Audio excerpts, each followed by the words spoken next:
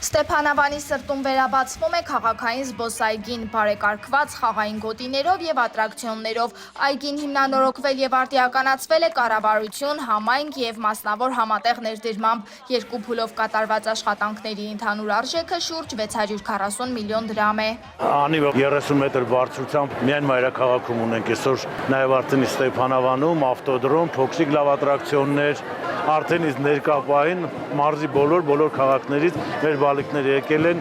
ներկային այստեղը եւ ինձ կարծիքով համոզված եմ, որ ամբողջ ամառը այդ նույն ոգեշնչմամբ շարունակվելու է այգու գործարկումը։ Քաղաքային զբոսայգին կանաչապատվել է, նորոգվել են անցուղիները, տեղադրվել են նոր նստարաններ, կառուցվել են խաղահրապարակներ, ժամանակակից ատրակցիոններ, ստեղծվել է հարմարավետ, ապահով եւ գրավիչ հանրային տարածք։ Ամռան սկզբին սա հրաշալի նվեր է համայնքի բնակիչների եւ հատկապես դպրոցական արձակուրդը վայելող երեխաների համար։ Յուղ եկենք, հիանանք ստեղծած կարուսելներով,